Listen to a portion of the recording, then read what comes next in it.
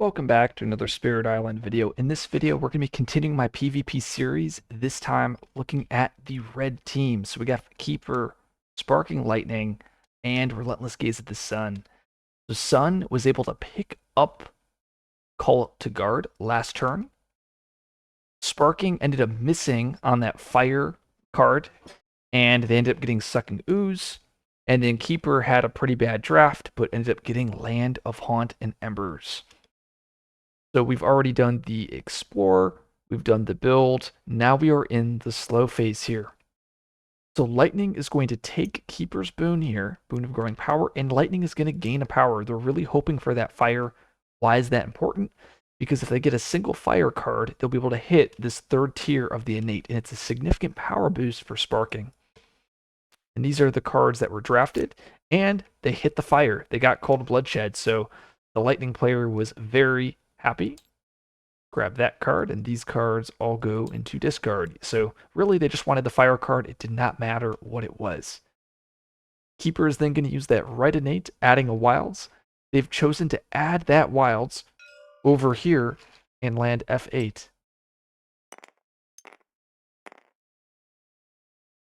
Lightning is going to use Shatter Homestead. And let me double check to make sure where it is.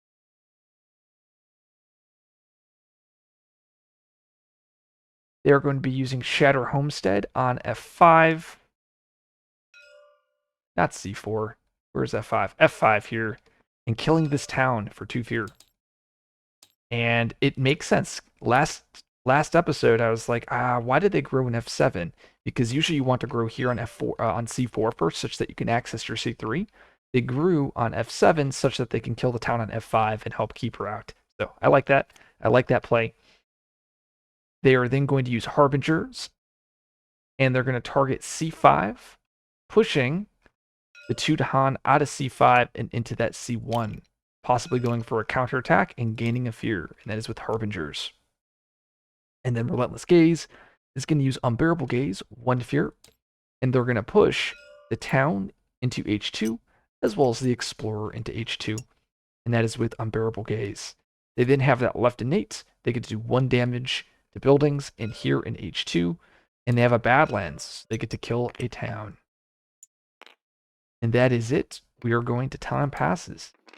We'll start with Keeper. Keeper is going to do very standard G3, get an energy. Put this presence from top track. It has to go to a wild, so they're going to put it here. They're then going to pay 3 energy for that G4 and getting a minor card. And this is the minor cards that they found. They found Sky Stretch, Gift of Power, Disorienting, as well as Weep. These are all incredible cards. Gosh, this is a busted draft, right? You have Sky Stretch for slow to fast on your innate plus range. You also have Disorienting, where you can fast add wilds and then combo it with Sacrosanct, where you do 2 damage per wilds. So like this plus your innate plus Sacrosanct can like obliterate lands. You also have Weep, which is amazing. It's a 0 fire, which will help enable your innate. They actually went with Gift of Power, which is also a great card. And then they get to place this presence in any land. It just has to be not without. It just can't have blight in it. So they're going to choose over here and F3. And let me verify to make sure that's where they went. Yes, that is where they went. They then opted to play a Land of Haunt and Embers, as well as Gift of Power. Lightning is going to G3, 1, 2, 3. Presence from bottom track, and they've opted to put this one in C5, and just slowly going closer over here to that C3. And they're going to play the 3 cards that I already mentioned. Relentless Gaze decides to get another minor draft. And they're also going to place a presence. Let's first see what that minor draft is. And they got a ton of Moon, and Moon is going to be critical for that right innate, preventing that blight from coming down. They ended up going with Lure of the Unknown, which would be probably the card I'd go with, just because like I love Domesticated, but you already have Call to Guard, so you really don't need another defend. So they went with Lure of the Unknown. I like it. And they go Presence from bottom track. and they opted to put that presence in land H7.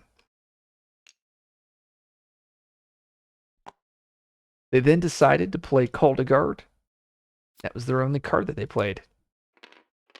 And that is it. So, okay, so they start off with Lightning's Boon. That is going to go to Keeper here. They then, Lightning decided to do Smite right here. 1 damage. Not an Explorer, 1 damage.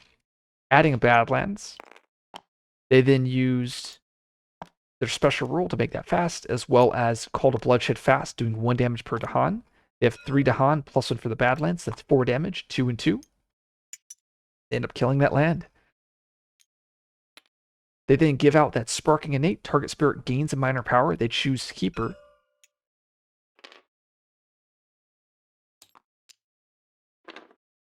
Keeper gains a minor. And this is a cracked draft. They got the Sun, Fire, Plant, Blight Healing for that left innate for Keeper. They also got a Defend 6. And they also got Drywood, which normally is bad, but Keeper has an absurd amount of energy. You can really make this card work. I mean, this is just nuts.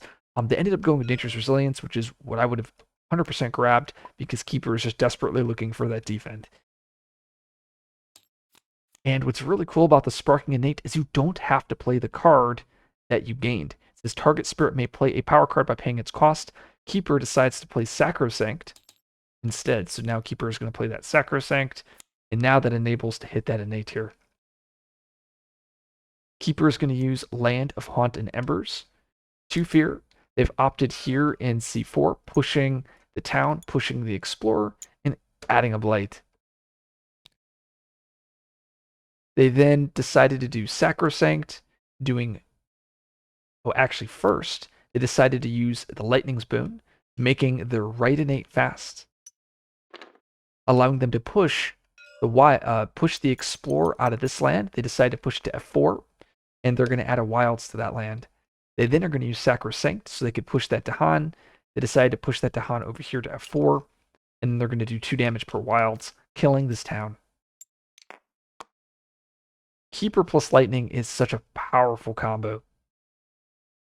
Very, very strong, just because Keeper can give out those minors, and I guess Sparking can also return the favor to Keeper.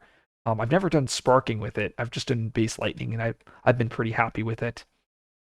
Just being able to use Lightning's Boon on Towering Wrath, and also that left innate can just go a long way.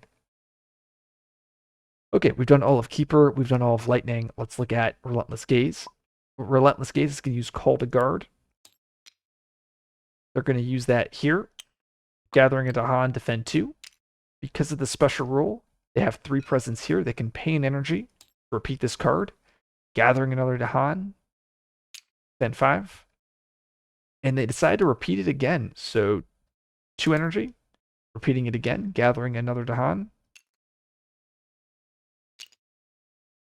That is defend 8. Oh, I don't know how to do math. Defend 9. Let me double check. I think I might have gathered too many Dahan. I think that's enough. Defend 9.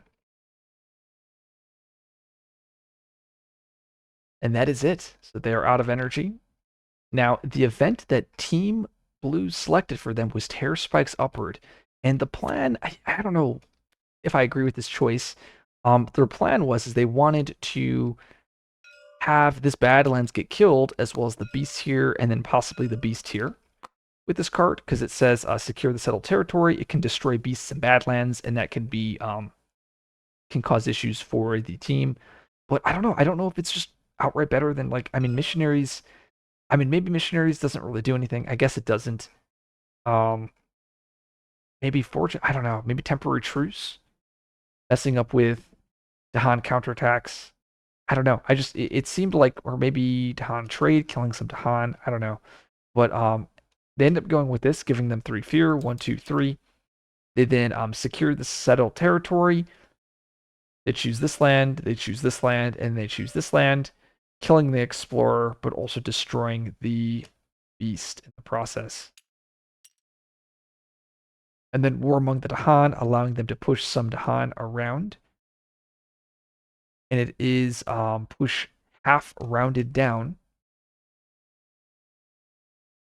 And looking at that, they ended up pushing 2 Dahan from H1 into H6, basically pushing those Dahan back. Push 1 Dahan from F4 into F7. And finally, pushing 2 Dahan from C1 into C2.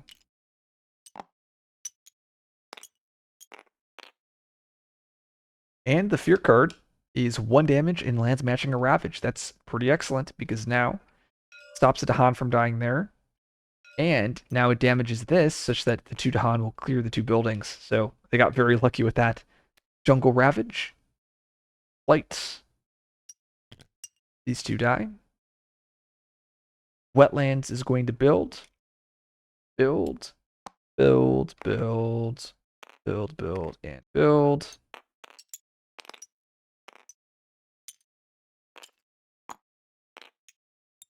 And they have a stage 3 here.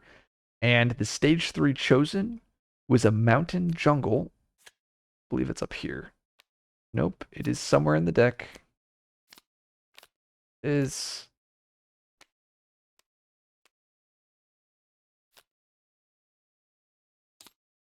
Mountain Jungle Explorer. And they first have to explore.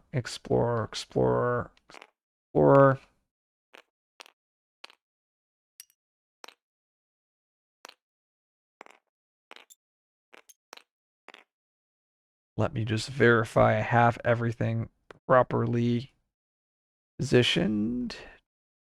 Yes, so Mountain Jungle. Yep, so now they're going to get a build in Jungle and then build again. Oh, and they have to stage 3 escalation, so they have to do some Prussia escalating. Let's see what they chose. They chose H1. They also chose C1 and F1.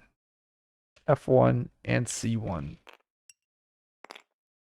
Let's now flip over the next events. As I've already shown in the previous video, the event pool is going to be all of these cards. And actually, I think these events, let me double check to see if these were the correct events.